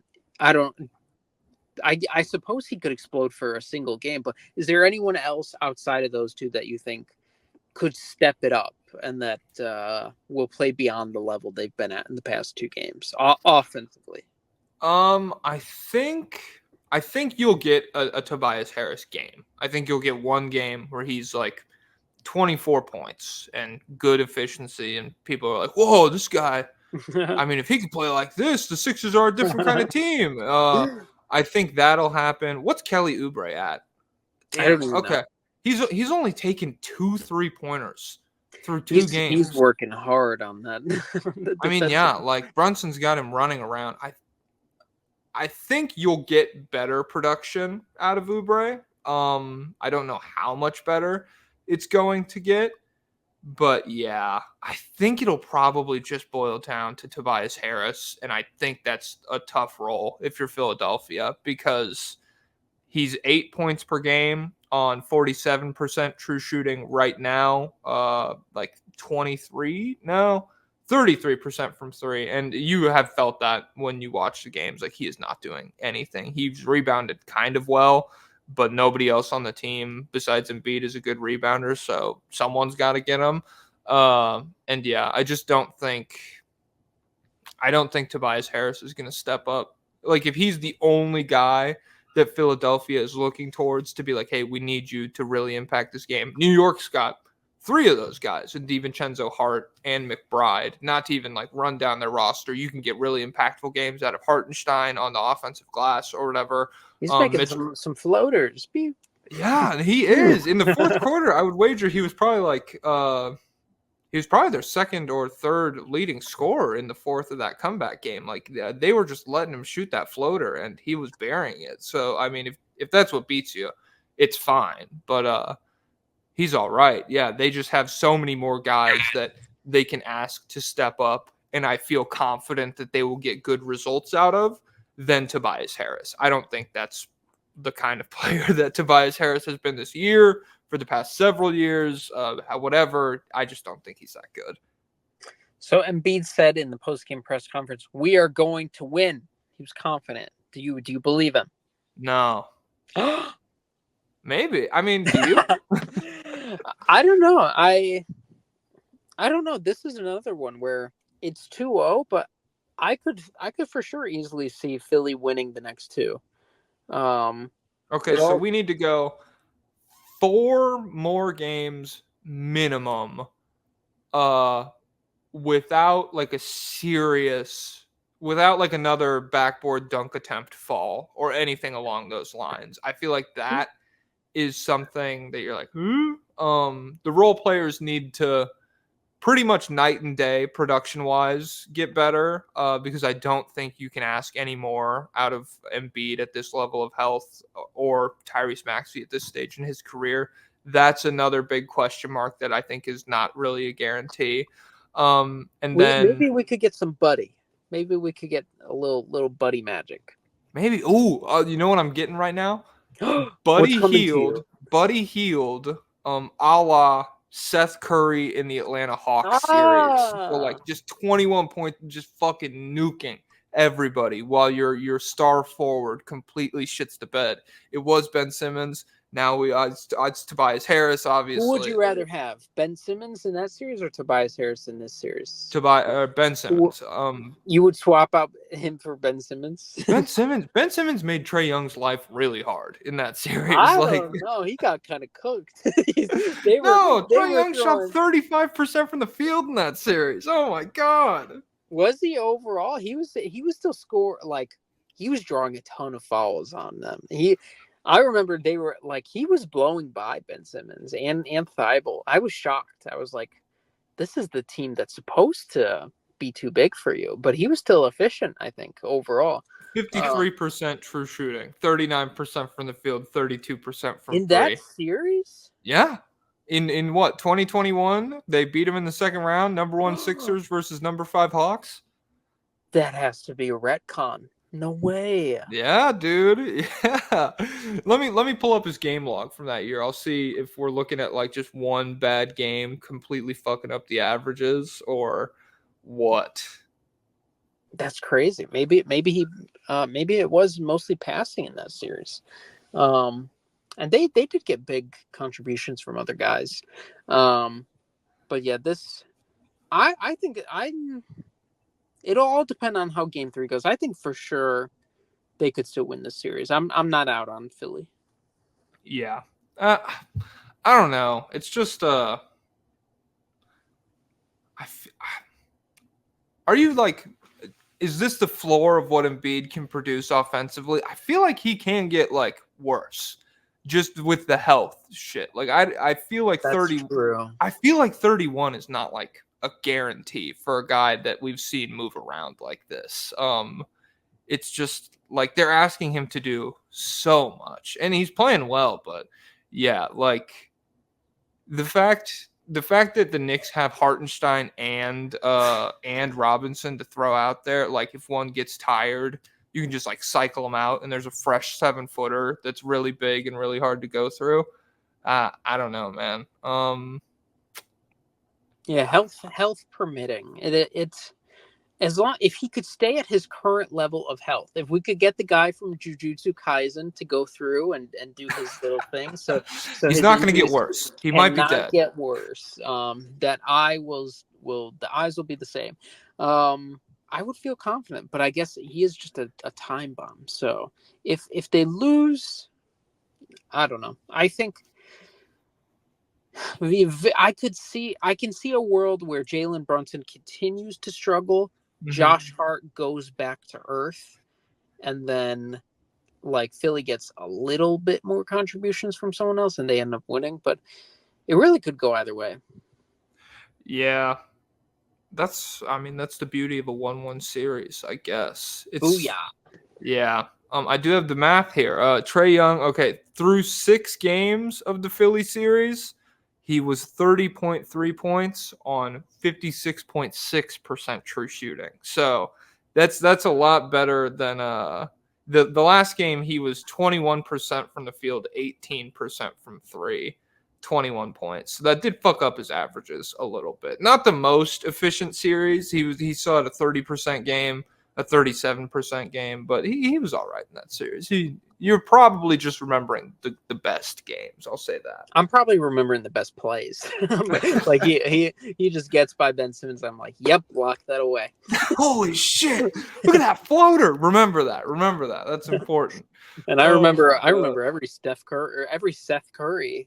He was really. I was like, they need to do this more. They need to get the ball to him more. Dude, that series was so good that not only did it carry my opinion of Seth Curry for like 3 years afterwards, it carried my opinion of Kevin Huerter. I was like, Kevin Huerter can be That Seth was Curry. a reputation defining series. That solidified. That did. If we take that away from Trae Young, that it's a completely different legacy. If we take that away from Seth Curry, from Kevin, it made Seth Curry, made Kevin Huerter. It ruined Ben Simmons. Who else was in there? It fucked up Doc Rivers pretty bad. I mean, like Doc was Rivers was already in a tough situation, and then he was like, I don't know. Ben's like, my players got to make plays. I can't do everything. All that shit. So yeah, that was tough for him. And who else was on Philly? Let me see. Let me pull it up. Was Covington there? I think he was. That sounds about right. Korkmaz was there. Oh my god. Where did he get traded to? I don't know. Maybe Is not he in Indiana or no? I don't know. He's not in Indiana. He never got traded anywhere. Korkmaz was on Philadelphia this year. No, but I thought he finally got moved at the deadline. Oh, he might have gone with whoever they shipped out for Healed, and then they just cut him. Oh, rest in peace, the Turk Furk. The Turk Furk. Other than that, Matisse was on that team, and that was a big. 5 points per game, 39% from three. He went 7 to 18 from three in this series. Oh. So like that, 18 over 7 games.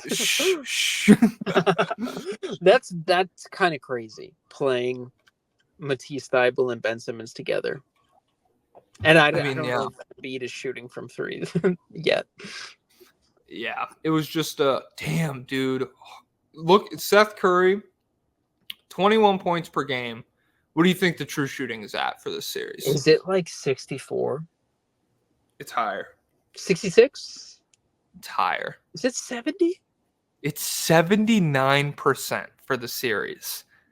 That's like Kevin Durant. That's like Golden State Kevin Durant. It's 21 points per game, 61% from the field, 59.6 from three, and then no free lunches, 66% at the line, baby. They should have got him back. Dude, he was free this year. Yeah.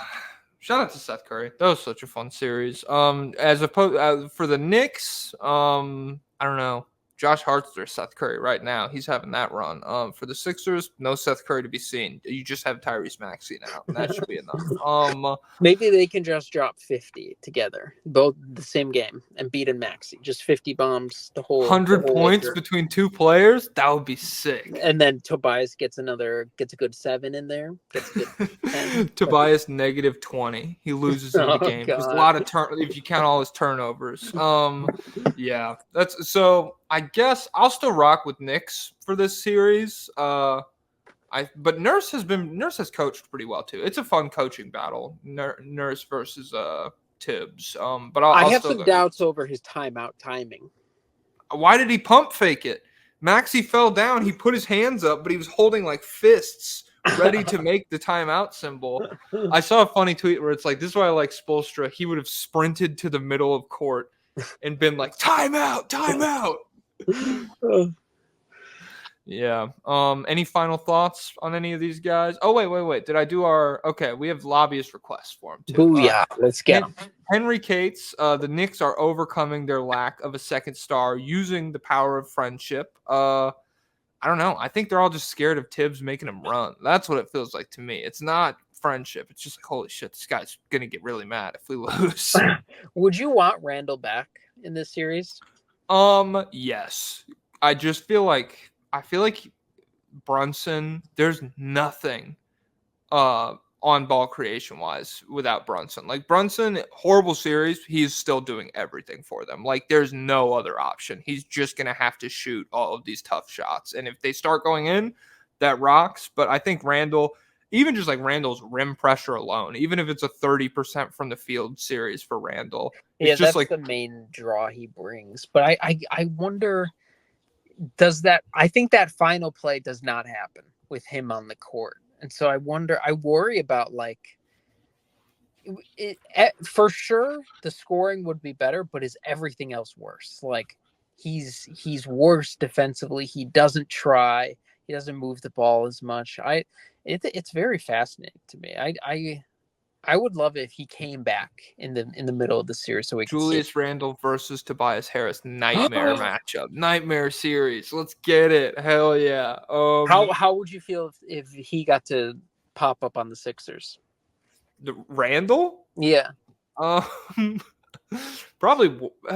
If Yeah, he got probably swapped worse. out for Tobias. Okay. If he goes in for Tobias, I think is bad body language. Julius Randle is like brick mid range, hangs his head. Julius Randle, is that worse than the version of Tobias Harris that we have right now? I'm not sure. Tobias, he's been so bad, dude. He's got a fine attitude. He does. He's not a bad locker room guy. I'll say that much. Matt Bowers. Sorry, Matt. I'll just call you Matt. The Sixers are a root cause of depression. Many playoff series have shown this to be true. Bro, we just broke down the Hawks series for you. This we know what you guys want before you even say it. What are some other like tough Sixers series? Obviously 2019. That's brutal. That's a tough way to go out. And that's like Embiid said that this loss was worse than 2019 in the postseason presser. I saw that quote written, and I was like, no way he said that. I mean, I didn't double check it. So I saw it written. I'm assuming you said it. Regardless, the Brunson 3 to set up to make it possible, it did feel very Kawhi-esque because all of Brunson's shots have been short. Right? Yeah, it hit like the front of the rim. Like Kawhi's at least like hit the rim, huge high bounce to the other side. Brunson's was one of those where it's just like full force laser beam to the front, and it just like rolls over enough to get into the basket. Did they go up 2-0 on the Celtics last year? What was they did? Yeah. Harden. I don't know if they did. They might. Harden definitely hit 2 game winners. He hit game 1, and then I think he hit like game 3, maybe. But they stole home court from Boston. That was the big thing. I think they were up 3-2. Yeah, so that was a rough L. Who else have they lost to? They lost to the Miami Heat. So you beat the Raptors, but in the final game of the matchup, Siakam breaks Embiid's face. And so he goes in. He was already having, I think, like thumb issues, like a thumb ligament. Is this 2020? This is 2022. They go up against the Raptors. They beat them in 6. Embiid had that sick like turnaround buzzer beater in the corner in Toronto. Do you know? Is that ringing any bells? No, it is not. Is this what round is this? First round, 2022. First round. Okay, yeah, I have no memory of this. It's probably the best. I think that's the best player. That version of Fred VanVleet is like consensus the best player Embiid's ever beaten in a playoff series. Is that true? Who has he beaten? I mean, he's beaten Bradley Beal and Westbrook, the Wizards. Bradley Beal's better. Maybe. Hey, Fred VanVleet, that's NBA champion Fred VanVleet. Can Beal go on a run like that when his averages start going down? I don't know. Oh man, we'll talk about Bradley Beal in the Patreon.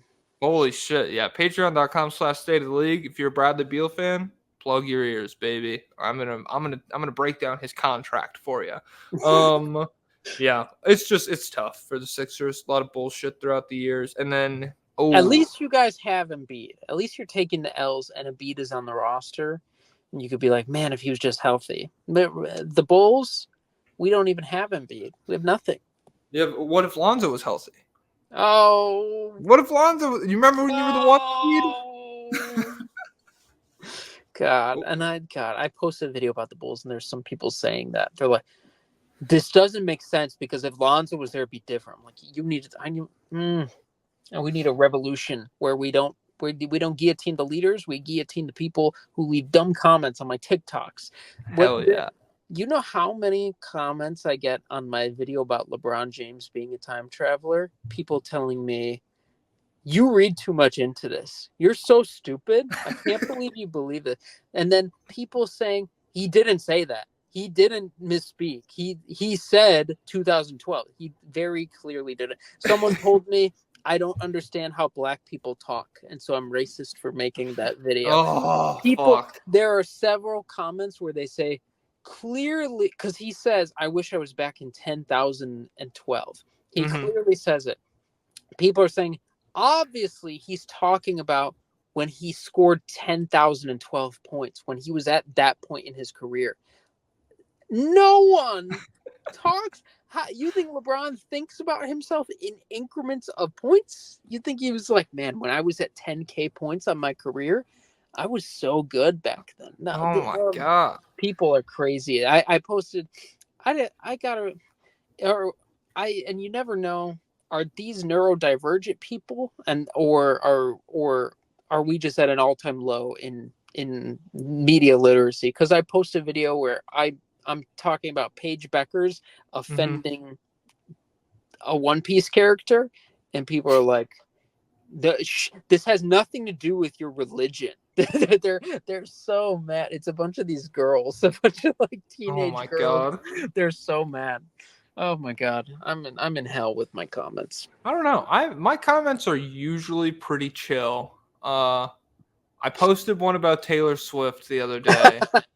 About the 1830 lyric, and apparently Emily Dickinson was born in 1830, and Taylor Swift considers her a huge inspiration, and that was the motivation for the lyric. So I got that. To hang out with baby Emily Dickinson. Yeah, I guess. I mean, if that's your inspiration, I don't know. That's like, it's a poor mimicry. I guess I'll call it. I don't know. She's got some good songs. I just don't know about like poetic lyrics, especially this most recent one. It's pretty nasty shit once you get into the writing. But it's straight up fan service. It's actually crazy. Like, it's literally like the Marvel album. It's like just the dropping references to the Taylor Swift extended universe. They're like, no, she's talking about the Travis Kelce YouTube video and stuff like that. It's crazy. First name dropping Charlie Puth is crazy.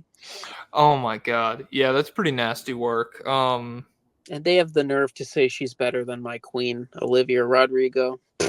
Lock in. Oh my God. Yeah, it's I don't know. Olivia Rodrigo. I'm not even like the biggest Rodrigo fan. I like some of her songs, but I will say, like, the writing's a lot more visceral. You could tell she was upset. Like Taylor Swift music. I'm like, you are not sad when you wrote this. Like, these are sad words that you looked up. Yeah, Rodrigo put the boy who she wrote it about. He put him in the hospital. He had like a panic attack listening to that album. And getting all the hate. Hell, that's how you know it's good writing, man. That's good writing. I'm sure. What's his nuts? Joshua Bassett.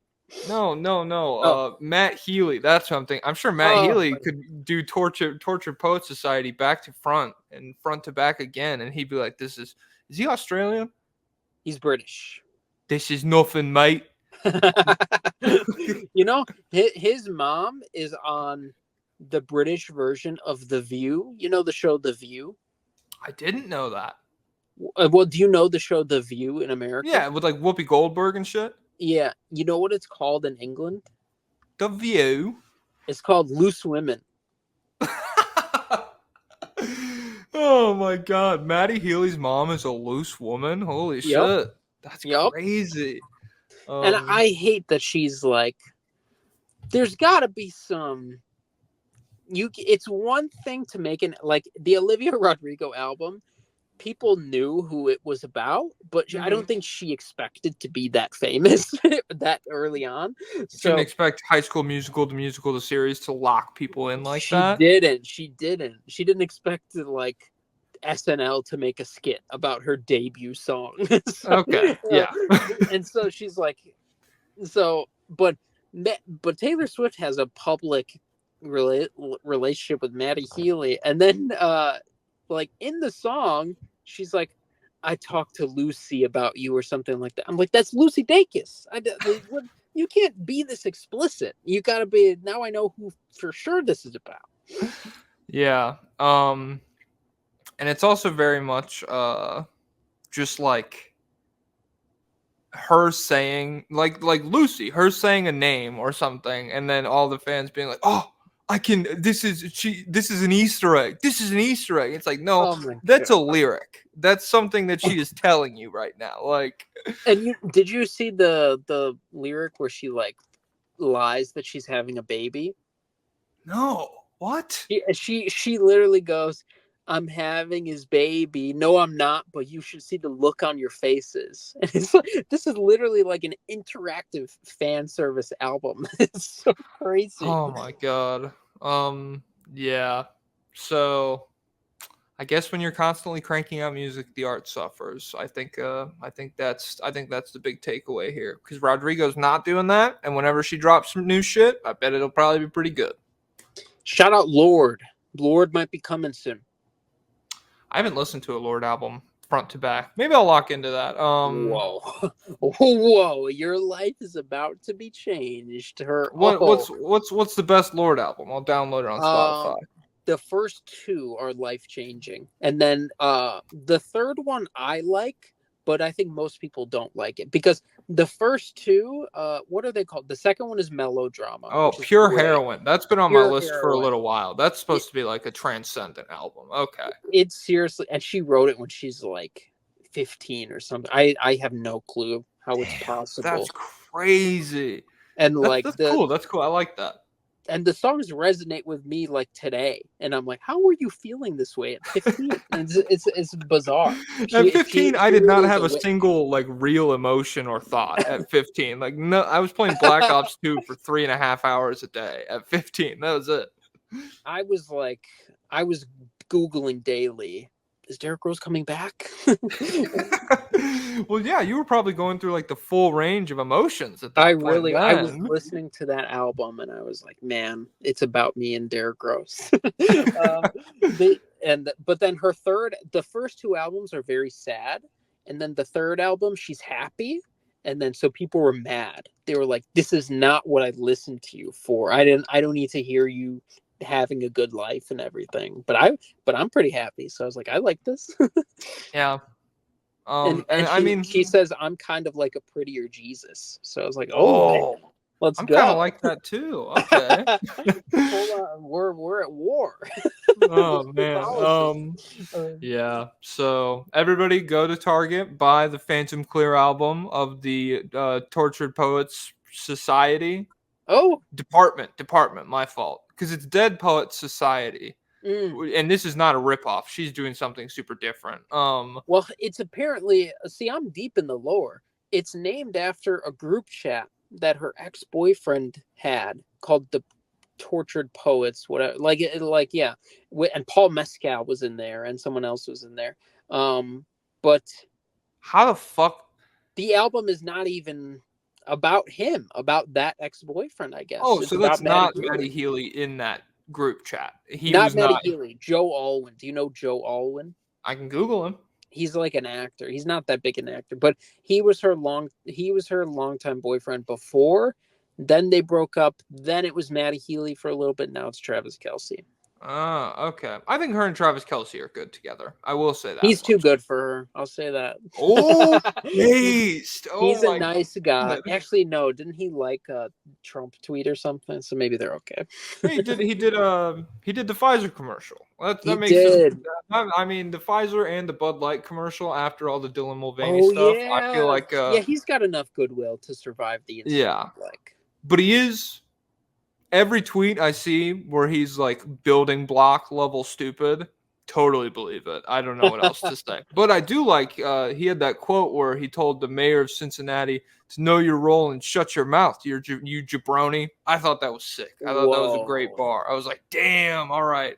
He's a good football player and he's a good showman. So I think I'm fine. Him and Taylor Swift deserve each other. A lot of private jet rides he gets, I suppose. Olivia Rodrigo and Louis Partridge are the better couple. Okay. Not that I don't know any celebrity couples off the top of my head. Barack and Michelle. No, I would probably opt for Taylor Swift and Travis Kelce over them, just in terms of like negative influence on the world. Who's a celebrity couple that you like? Oh man, off the dome. That's tough. Who's a celebrity couple that you like? Me? Yeah.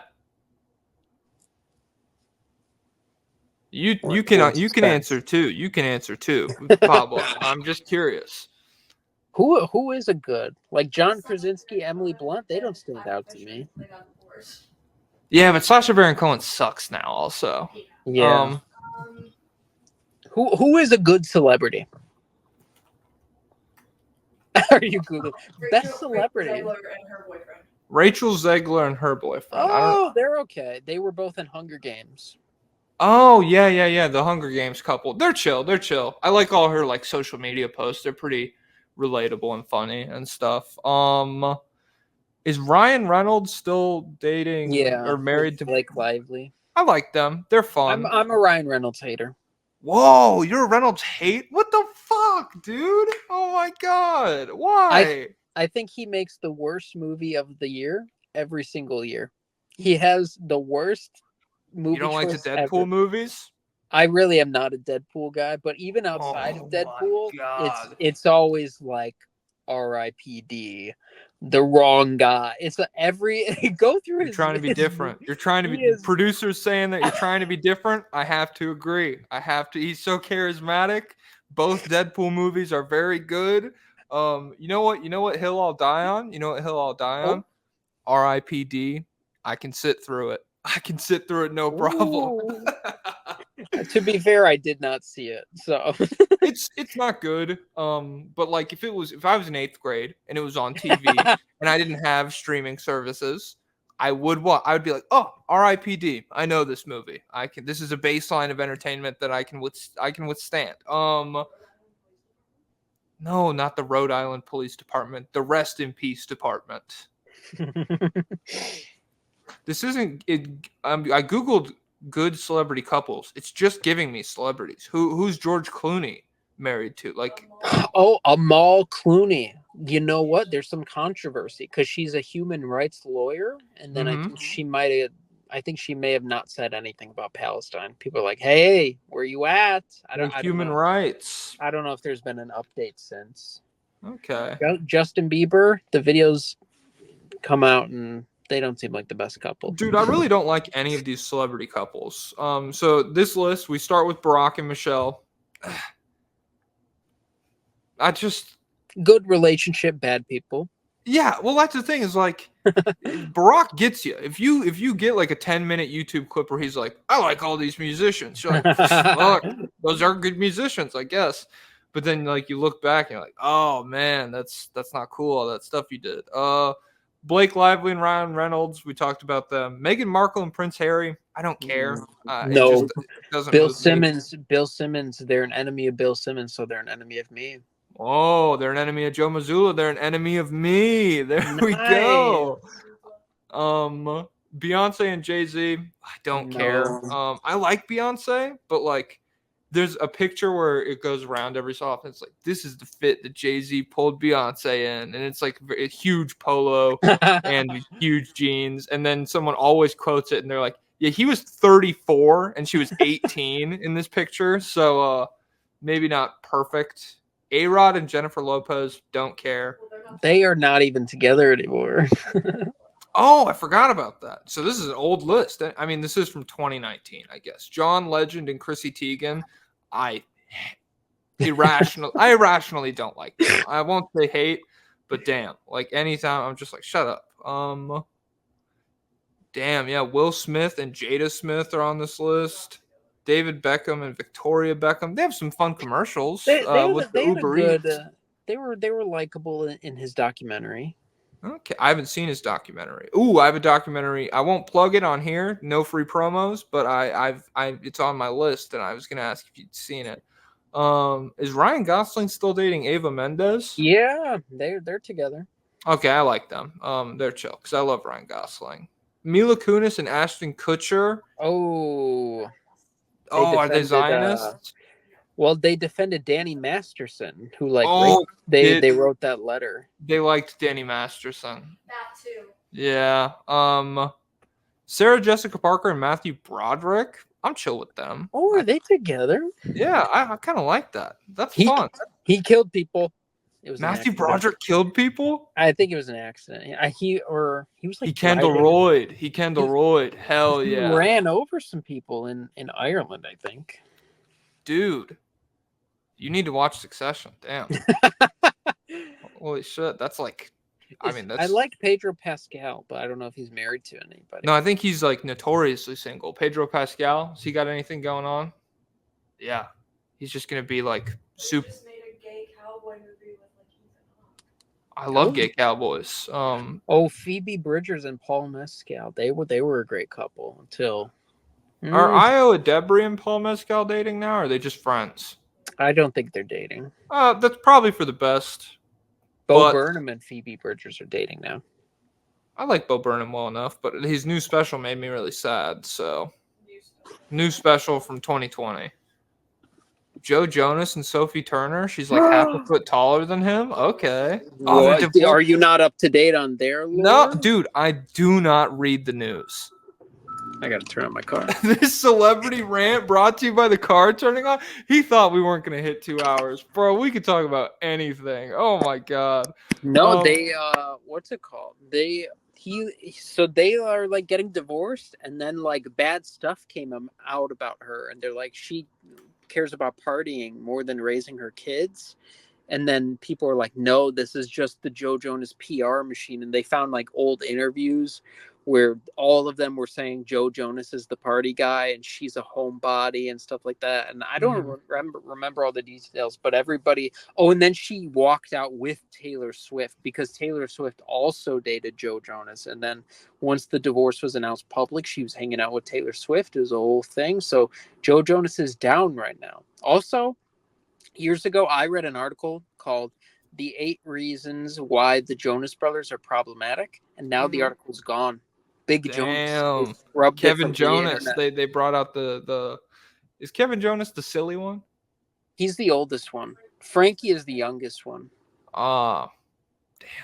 You know Priyanka Chopra. She has a great celebrity popcorn. Go out to Walmart, free promo. Okay.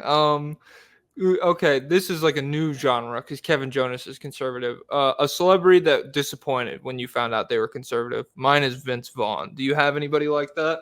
Oh, I definitely do, but I don't know who.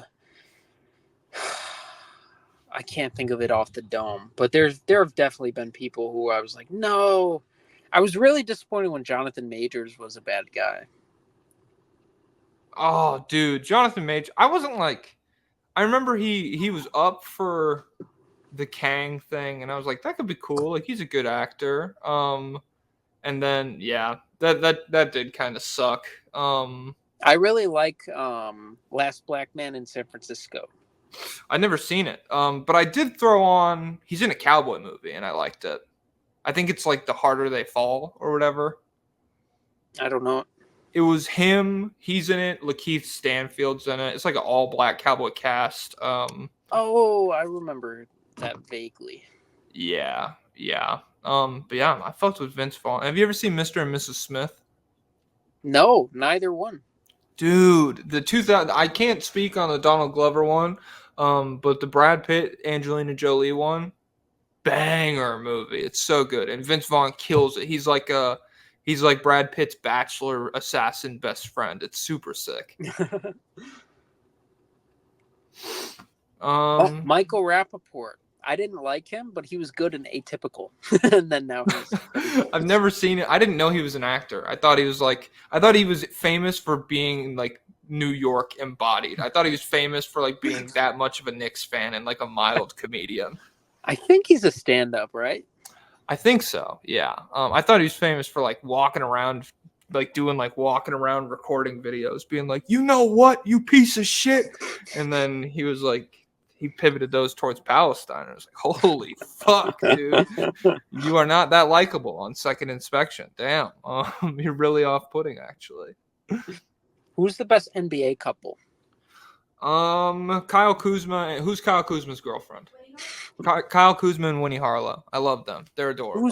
Who's Winnie Harlow? Is she an artist? No, she's like a fashion model with vitiligo. So she has okay. yeah. She's really interesting looking. And yeah, her and Kyle Kuzma, they just got matching tattoos on their hands together. Oh, what is it? It's like a K with a heart. It looks like the King of Hearts for Winnie, and then it's like a W with heart for Kuzma on like the insides of their hands. Shout out Jordan Poole, the overrated player. He finished like third in the Players Poll. That's bullshit. Oh my god. They're just mad he got paid. Dude, overrated. Who rates Jordan Poole right now? Like Gobert, I get it, because like if you're a Gobert doubter, he's up right now. Like he's through the roof. But who is calling Jordan Poole good right now? It's crazy. Yeah. Damn, we could have tapped into that a little bit earlier. I forgot about that poll. What else?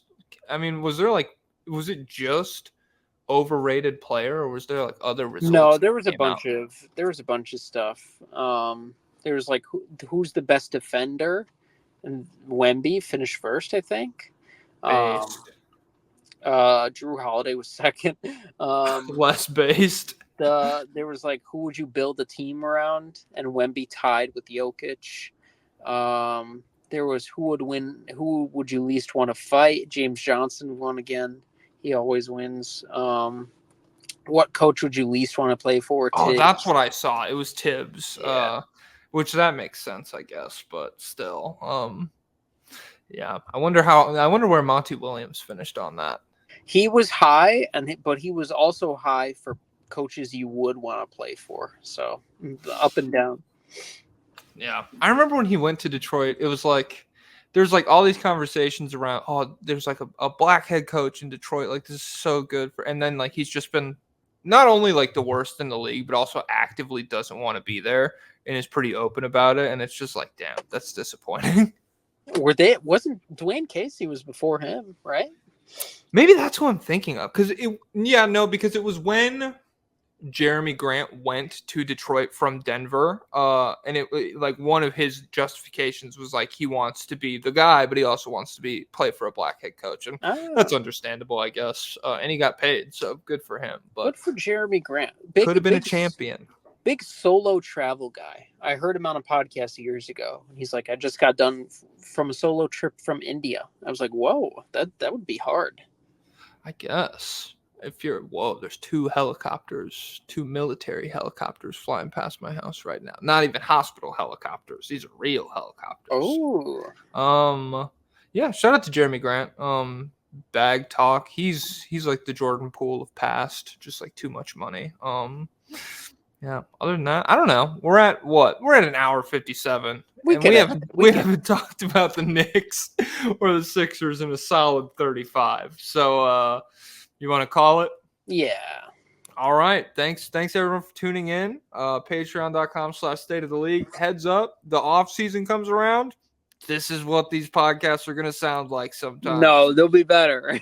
They'll be better. There will be trade rumors. Oh man, we'll do like where does Giannis rank now? Oh my god. We'll do a pick a side. Who's player's choice? There we go. We'll pivot to that model, definitely. All right. Patreon.com/state of the league. And we'll see you guys. We'll see you tomorrow if you go there, but we'll see you next week if you don't. Losers. Bye. Nope.